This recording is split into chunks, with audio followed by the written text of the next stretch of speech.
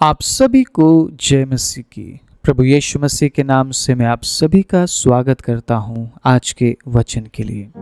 परमेश्वर के प्रिय लोगों, एक नए सुबह में हम प्रवेश कर चुके हैं। हमने अपनी आंखें खोली है, परमेश्वर ने हमें जिंदा रखा है। परमेश्वर के अजीजों, हमने नए सुबह को देखा है। परमेश्वर के सृष्टि को फिर से हमने निहारा है और हमने ये पाया है कि परमेश्वर भला है, परमेश्वर अद्भुत है, परमेश्वर प्रेमी है और उसके समान कोई भी नहीं। परमेश्वर के प्रिय लोगों, क्या आपको पता है एक और दिन परमेश्वर ने आपको क्यों जिंदा रखा है? क्या आपको पता है एक और दिन परमेश्वर ने आपको क्यों मौका दिया है कि आज के दिन को आप देखें? आपके पास बहुत सारे प्लान्स होंगे, बहुत सारी योजनाएं आप बनाते होंगे हर दिन के लिए, क्योंकि एक व्यक्ति वर्तमान में कम भविष्य में ज़्यादा जीता है। वर्तमान में अगर वो एक दिन जीता है तो भविष्य में वो 1000 दिन जी चुका होता है। वो आने वाले 10 साल की बात वर्तमान में ही सोच लेता है कि 10 साल बाद मुझे क्या करना है, 10 साल बाद मुझे कैसे जीना है, 10 साल बाद मेरा क्या होगा। और वो वर्तमान में प्रभु के साथ जीने से बढ़कर प्रभु को याद दिलाता है कि प्रभु मेरा भविष्य ऐसा होना चाहिए, प्रभु मेरे भविष्य में मैं ये करना चाहता हूँ, मेरे भविष्य में प्रभु मुझे ये चाहिए।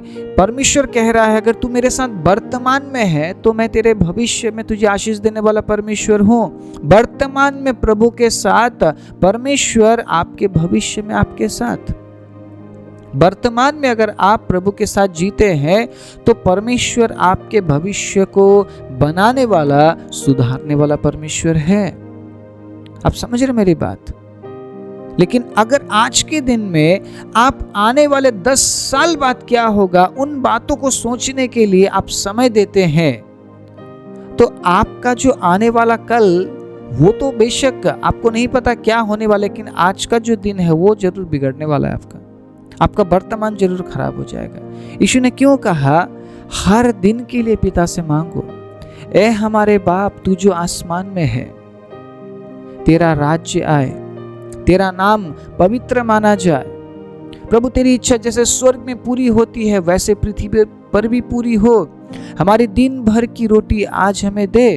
प्रभु यीशु मसीह का इस प्रार्थना को सिखाने का मतलब आप समझते हैं? चेलों को यीशु ने क्यों इस तरीके से प्रार्थना करो बोला है? ताकि हर दिन हम परमेश्वर से प्राप्त कर सके, हर दिन हम प्रभु के साथ बात कर सके, हर दिन हम परमेश्वर की उपस्थिति में जा सके। परमेश्वर यही चाहते हैं। आने वाले 10 साल बाद क्या होने वाला है ये आपको नहीं पता, लेकिन ये बात परमेश्वर जानते हैं, ये बात परमेश्वर जानते हैं, लेकिन परमेश्वर आपको बताएंगे नहीं। परमेश्वर नहीं चाहते हैं कि आप जाने कि 10 साल बाद क्या होने वाला है। परमेश्वर चाहते हैं कि आज के दिन के लिए आप परमेश्वर से सहायता मांगे, आज के दिन के लिए आप परमेश्वर से मदद मांगे और आज के दिन परमेश्वर के साथ आप जिए। यूसुफ को एक दर्शन मिला तो यूसुफ के पिता ने कहा, क्या यूसुफ तेरे बड़े भाई और मैं, क्या हम तेरे सामने झुकेंगे? तो ऐसा सोच भी कैसे सकता है यूसुफ को बिल्कुल नहीं पता था कि क्या है, लेकिन यूसुफ ने देखा और अपने पिता को जाकर बता दिया। यूसुफ छोटा था, लेकिन आप समझते परमेश्वर के अजीजों, यूसुफ को पता नहीं था लेकिन परमेश्वर को पता था क्या होने वाला है। मुझे नहीं लगता यूसुफ ने जानना चाहा होगा क्या स्वप्न था, क्या दर्शन था। यूसुफ ने देखा, यूसुफ ने अपने पिता को बता दिया और यूसुफ अपने दिनचर्या के काम में व्यस्त हो गया। वो हमेशा की तरह जीने लगा। उस दर्शन, उस विजन ने यूसुफ के जीवन में कोई मुझे नहीं लगता बदलाहट किया होगा, लेकिन उस दर्शन, उस विजन को देखने के बाद यूसुफ के जीवन में कुछ तो होने लगा, कुछ तो ऐसा होने लगा जो यूसुफ ने पहले महसूस नहीं किया था। और उस बात को पूरा होने में काफी साल लग गए। यूसुफ को कई परिस्थितियों से गुजरना पड़ा, यूसुफ को कई परिस्थितियों से होकर गुजरना पड़ा, उसे बहुत सारी कठिनाइयों में से होकर गुजरना पड़ा।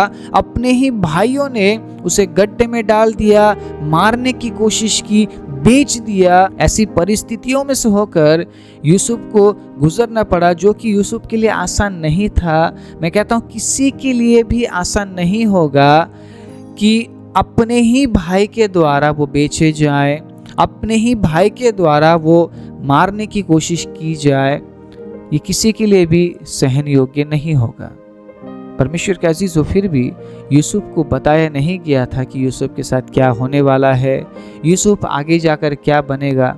बस यूसुफ ये जानता था कि मुझे मेरे परमेश्वर के साथ विश्वास योग्य बने रहना है, मुझे हर दिन मेरे प्रभु के साथ जीना ज़रूरी है, मुझे हर दिन मेरे प्रभु में पाया जाना बहुत ज़रूरी है। और यूसुफ इस काम को बराबर करता रहा। वो जब अपने पिता के साथ था तब भी वो अपने परमेश्वर के साथ विश्वास योग्य था, जब वो भेड़ बकरी चराता था तब भी वो परमेश्वर के साथ विश्वास योग्य था, जब वो मिस्र में वो ले जाया गया, मिस्र में जब वो बेचा गया, एक बंदी वो बनाया गया, तब भी वो परमेश्वर के साथ विश्वास योग्य था। वो जेल में भी परमेश्वर के साथ विश्वास योग्य था, वो पोतीफर के घर में भी परमेश्वर के साथ विश्वास योग्य था, वो अपने हर एक काम में परमेश्वर के साथ विश्वास योग्य था। यूसुफ को ये पता था आज प्रभु जो मुझे काम दे रहा है, अगर मैंने उसको विश्वास योग्यता के साथ किया तो कल मेरा परमेश्वर मेरे साथ होगा।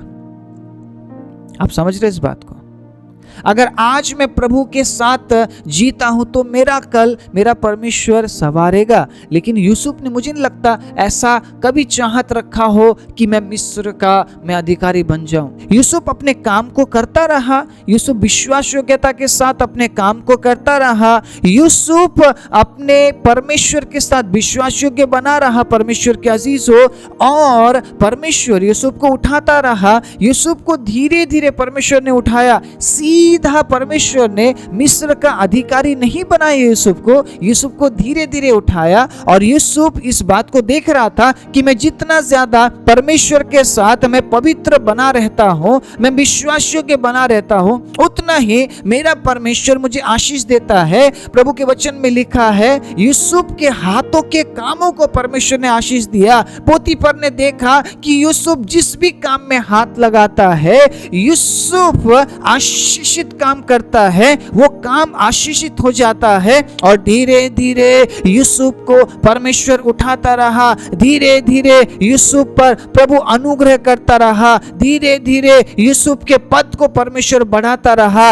और एक दिन मिस्र का अधिकारी यूसुफ को बनाया गया, जिसके लिए शायद मुझे लगता है यूसुफ ने कभी प्रार्थना किया हो कि प्रभु आप मुझे अधिकारी बनाइए, आप मुझे आशीष दीजिए, आप मुझे बहुत आयत का प्रभु आशीष दीजिए, आप मुझे अच्छे पोस्ट में लेकर जाइए। मुझे नहीं लगता यूसुफ ने कभी प्रार्थना किया हो। यूसुफ को पता था मुझे जो काम दिया गया है उससे मुझे बखूबी निभाना है, मेरा भविष्य मेरे परमेश्वर के हाथों में है। परमेश्वर के अजीजों, अगर आज आप परमेश्वर के शिक्षा के साथ बने रहते हैं, प्रभु के वचन के साथ बने रहते हैं, तो 10 साल बाद की बात आपको सोचने की जरूरत नहीं पड़ेगी, क्योंकि भजन संहिता 78 अध्याय 78 चैप्टर में लिखा है, हे मेरे लोगों मेरी शिक्षा सुनो, मेरे वचनों की ओर कान लगाओ। ये जरूरी है कि आज मैं प्रभु के वचन के साथ जीऊं, ये जरूरी है कि आज मैं प्रभु के वचन के साथ चलूं,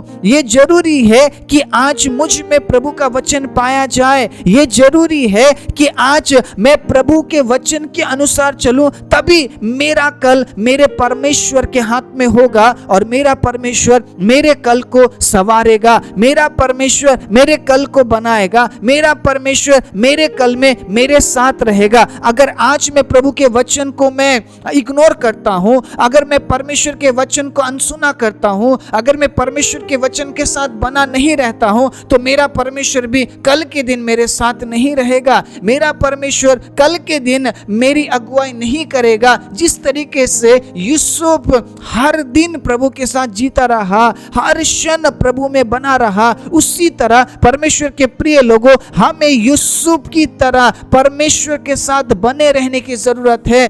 परमेश्वर के वचन में बने रहने की जरूरत है, परमेश्वर की आज्ञाओं पर बने रहने की जरूरत है, परमेश्वर के वायदों पर बने रहने की जरूरत है। परमेश्वर के अजीजों, 10 साल बाद क्या होगा हम नहीं जानते हैं। 10 साल बाद परमेश्वर के अजीजों हमारे साथ क्या होगा हम नहीं जानते हैं। परमेश्वर के अजीजों, 10 साल बाद क्या होगा, 20 साल बाद क्या होगा, उस बात की चर्चा में हम आज के वर्तमान को ना बिगाड़े। अगर आज हम प्रभु के साथ जीते हैं, प्रभु के वचन के साथ जीते हैं, प्रभु की आज्ञाओं में अगर हम बने रहते हैं, हम विचार करते रहते हैं कि प्रभु के वचन में क्या लिखा है, मुझे प्रभु के वचन में बने रहना जरूरी है, प्रभु की आज्ञाओं पर मुझे चलना जरूरी है, परमेश्वर का भय मानना मुझे जरूरी है, तो 10 साल बाद की बात परमेश्वर को सोचने दीजिए। परमेश्वर सोचेगा, प्रभु जानता है आपका भविष्य क्या है, प्रभु जानता है आपके भविष्य में आपको किस चीज की जरूरत है, प्रभु जानता है आपके भविष्य में आपके साथ क्या करना है। इसलिए परमेश्वर के अजीजों, हमें आज परमेश्वर के साथ जीना जरूरी है, परमेश्वर की शिक्षाओं में चलना जरूरी है। प्रभु की शिक्षा में क्या लिखा है, प्रभु के वचन में क्या लिखा है, उस पर मन लगाना जरूरी है, उसमें बने रहना जरूरी है। तभी परमेश्वर के अजीजों, हम प्रभु के वचन में बने रहकर परमेश्वर के साथ वर्तमान की जिंदगी को हम जी पाएंगे। मैं आप सभी को उत्साहित करना चाहता हूं आज के वचन से। कल के बारे में मत सोचिए, कल के बारे में विचार मत कीजिए। आज अगर आप वचन के साथ बने रहते हैं, आज अगर आप वचन के साथ चलते हैं, आज अगर आप प्रभु के वचन में जो लिखा है उस वचन के अनुसार करने की आप चौकसी करते हैं, तो जो वायदा यहोशू को दिया गया वही वायदा आपको दिया जा रहा है कि जहां कहीं तू जाए मैं तेरे संग रहूंगा, मैं तेरे आगे आगे होकर चलूंगा, मैं तुझे प्रभावशाली बनाऊंगा, मैं तुझे आशीष दूंगा। ये प्रभु का वचन कह रहा है। परमेश्वर के अजीजों, आज के वचन से मैं आप सभी को उत्साहित करना चाहता हूं, परमेश्वर के वचन के अनुसार चलिए, तब जाकर परमेश्वर आपके लिए अद्भुत काम करेगा। आइए अपनी आंखों को बंद करें। राजाओं के राजा, प्रभुओं के प्रभु, सर्वशक्तिमान जीवित दयालु परमेश्वर, आप महान है, आप अद्भुत है, आप सामर्थी है, आप पराक्रमी परमेश्वर है और आपका वचन जीवित है।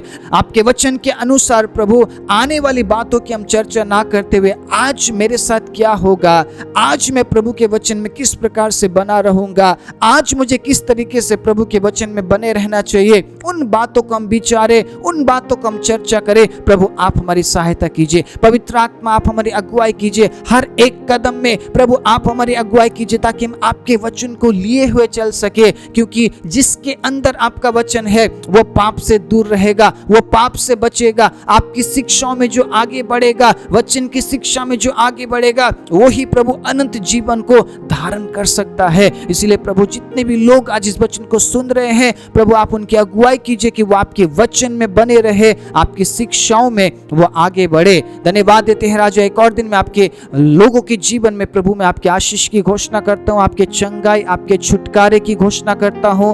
प्रभु मैं आपके उपस्थिति की मैं घोषणा करता हूं, बढ़ोतरी की घोषणा करता हूं। सारी महिमा, आदर, इज्जत, जलाल आपको देते हुए प्रार्थना प्रभु यीशु मसीह के नाम से मांगते हैं, आमीन।